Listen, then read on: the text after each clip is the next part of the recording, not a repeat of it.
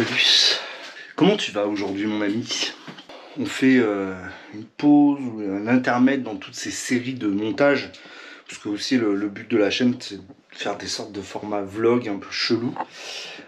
Et aujourd'hui on va parler de Genesis. Parce que tu sais l'hiver approche. Et il est temps de lui changer ses pneus. Tu vois, le Genesis est équipé de Hutchinson Override. Donc si tu regardes un petit peu le format, tu vois, c'est pas vraiment fait pour l'hiver en fait. Et je te cache pas que déjà pendant la loop gravel, ça a un petit peu glissé. Donc j'ai acheté des nouveaux pneus. Et puis tu t'en doutes, j'ai pris les Pana Racer. Et t'as vu sur Surly, j'avais l'édition limitée bleue. Là c'est l'autre édition limitée, Ginger. Là par contre on part sur du 38 de large. C'est plus large. Alors le but du jour c'est clairement pas de te faire une vidéo où je te remontre comment je change les pneus, etc. Je pense que ça tu l'as déjà vu. Puis bon, ce sera pas très intéressant, mais voilà, c'est plus ou moins pour te raconter ma vie, quoi. Alors, il y a d'autres choses que je vais faire sur le Genesis. Pour la simple et la bonne raison, après la loop gravel, je me suis dit que c'était l'occasion de faire un bel entretien. Histoire de le nettoyer, de le remettre un petit peu en ordre de marche, quoi. Et c'est ce qu'on va faire. Je vais pas forcément tout te montrer parce que, comme je te dis, c'est pas super intéressant. Toi, ça va pas t'apporter grand chose. Puis moi, ça va me faire beaucoup de montage, quoi. Bon, on va commencer par la roue avant parce que ça va être la plus simple. Parce que pour le coup, en fait, à l'arrière, j'ai plus de trucs à faire. Tu vois, je veux nettoyer la cassette. À l'avant, j'ai juste à changer le pneu, quoi. Passer un petit coup de chiffonnette et puis ce sera bon. Il y a un truc quand même sur ce vélo, c'est que c'est vrai que c'est encore... c'est ce que j'ai vu durant la loop gravel. Moi, j'utilise encore des attaches rapides, tu vois. Et c'est vrai que je vois que le délire un petit peu... et l'industrie du cycle est passée à ces fameux systèmes modernes que les axes traversants, quoi. Bon. Moi je vais rester sur mes bons vieux axes classiques. Je vais aussi enlever la roue arrière, hein. Comme ça ce sera fait. Et puis je regarderai aussi le dérailleur avant. Si je t'ai dit, c'était à la fin de roulage numéro 2, je t'ai dit que le dérailleur il avait pris un petit coup dans le bec. Ça rend à peu près comme ça. C'est pas mal, hein. Alors il y a quand même un truc que je voulais te montrer. Tu vois, mon week-end, j'ai chopé ce truc. C'est une sorte de gros truc de feignasse. Tu le prends, tu vois. Là, tu peux régler. Donc là, c'est affiché en PSI, mais tu peux l'afficher en bar, tu vois. Tu vois, la beauté de ce truc, c'est que donc, tu viens le visser directement sur ta valve. Voilà, donc ça te donne la pression. Et après, tu lui dis à combien tu veux mettre la pression. Et je crois que lui, 75 PSI max. Alors attends. Et là, tu pars.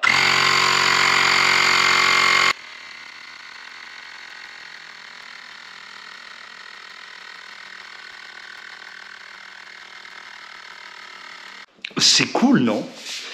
Et donc en fait, l'idée de ce truc, c'est que c'est pour les feignasses.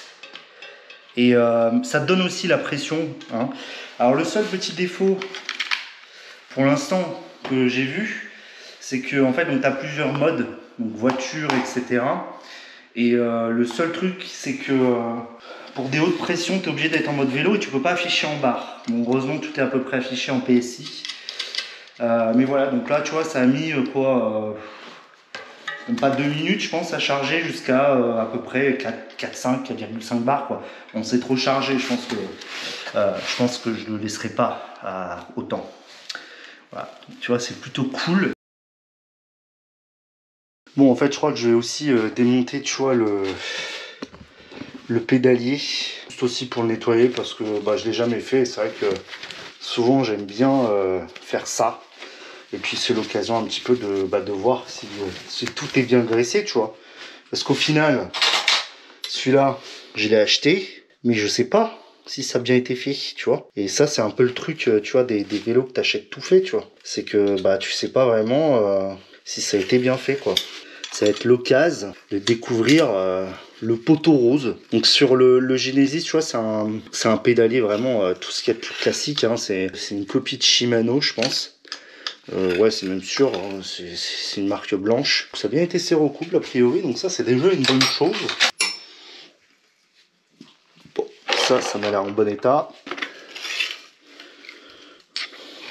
Ça aussi. Et ensuite, le moment fatidique. Hein. Donc là, tu viens, voilà, taper. Comme prévu, il n'y a pas beaucoup de graisse. Hein. Il est bien sale. Ah, c'est un peu le truc aussi, c'est qu'il sert, tu vois. Ça prouve qu'il sert bien comme il faut, tu vois. Ouais, moi je suis, tu vois, dès que j'ai du WD-40, moi, je déconne plus, quoi. Ça y va au WD-40, tu vois. Pour moi, c'est un peu l'outil magique. Alors forcément, ça change un petit peu de ce que je t'ai montré sur les pignons fixes, tu vois, parce que là, en fait, au final, c'est la largeur des dents des couronnes, c'est pas la même chose, c'est beaucoup plus fin là. Et puis tu vois, t'en as deux. Sur le gravel, maintenant de plus en plus, ce qui se fait, c'est d'en mettre, tiens. Alors bah d'ailleurs, tiens, tu vois un truc intéressant, tu vois ces deux petites marques là. Mais c'est ce que je te disais en fait, lors de la look gravel, j'ai tordu un peu, bah voilà. Ces deux marques là, c'est moi en train de limer mon pédalier, voilà. Alors là, tu vois, c'est un axe traversant. Donc c'est-à-dire qu'en gros, ton axe, tu vois, il passe au travers de ton boîtier de pédalier. Et peut-être c'est ce que tu as sur ton vélo. C'est des axes carrés. Bon, il n'y a pas de... Enfin, bon, c'est plus rigide en général, hein, les axes traversants. C'est pour ça qu'on en met maintenant. Mais bon, la vérité, pour des grouillots comme moi, je te cache pas que la différence est tellement minime. Donc, on va bien sûr venir mettre de la graisse. Je te rappelle, hein, je te refais pas tout le topo. Je trouve que là, c'était pas très bien graissé, pour être tout à fait honnête avec toi. C'est surtout sur les... Tu vois, tu as deux paliers, là et là. Donc c'est surtout là où faut...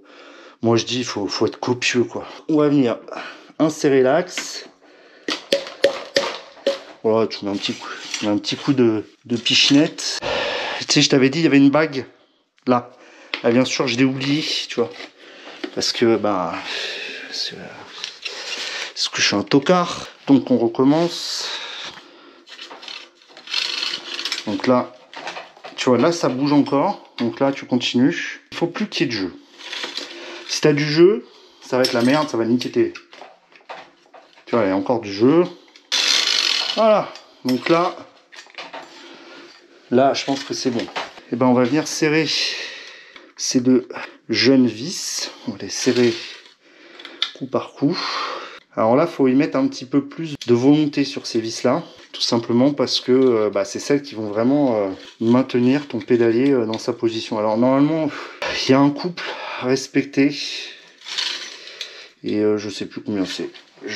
Voilà, donc je fais un peu, voilà. Donc moi qui dis toujours serrer au couple, je vais y aller comme ça. Et voilà. Donc là, on a fait une petite révision du pédalier. Maintenant, on va venir remettre la roue arrière. Alors je te cache pas que remettre la roue arrière, tu vois, quand il y a des vitesses et tout, tu vois, c'est très chiant. J'ai pas de technique sioux à part d'y aller comme un bourrin, voilà. Et ensuite tu viens caler ça, tac. Et donc là, je pense, bien sûr, j'ai déraillé, donc ça aurait été trop facile. Voilà, donc là, la roue, c'est très joli. La roue arrière est mise, mais va falloir nettoyer la chaîne parce qu'elle est absolument immonde. Et il va falloir nettoyer un petit peu aussi la cassette. Pour nettoyer la chaîne, il y a cet outil absolument miraculeux qui a été inventé. Alors ils te fournissent un produit avec, je pense qu'avec un petit coup de WD-40, ça ferait le taf. Donc en gros, tu viens caler ta chaîne dedans, tu vois. Donc bloquer, tac, tac, et après, voilà. Elle est belle la chaîne. Voilà, donc là, tac. Donc tu vois, ça te fait de la belle, ça te fait du dégueulis un peu. Et puis après, tu viens juste prendre un chiffon, puis tu viens finir. Ça vient vraiment enlever la graisse. C'est pas trop mal. J'ai essayé de nettoyer un peu la cassette, mais ça fera le taf. Hein. Donc c'est bien sale. Hein. Voilà, donc je l'avais bien graissé et tout. Donc forcément, c'était caca. L'étape suivante, c'est de regresser. Alors vu qu'on arrive en hiver, on essaye de mettre un lube un peu plus qui résiste mieux à l'hiver. Bon, après on est en septembre, quoi. Enfin, je sais, tu vas te dire, tu t'enflammes. Le truc, c'est que en septembre, tu recommences à avoir de la pluie, quoi. Mon lube préféré vient de chez Muck off. Pour en mettre, faut pas avoir fait 10 ans d'études. Hein. Et après, tu passes un peu sur toutes les vitesses. Et voilà. Ensuite, la dernière étape, c'est remettre la roue avant.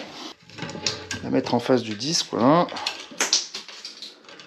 Et tu fais pas de la merde comme moi.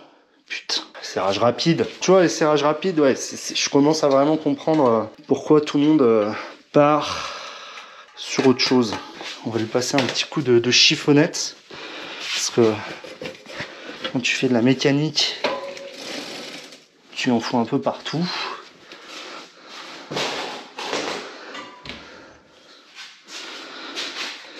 C'est pas mal. Ça rend pas trop mal. Plutôt content du résultat final. Maintenant, il reste plus qu'à les rôder dans la boue. Et je pense que ça fera l'occasion d'un épisode de roulage où je te ferai découvrir justement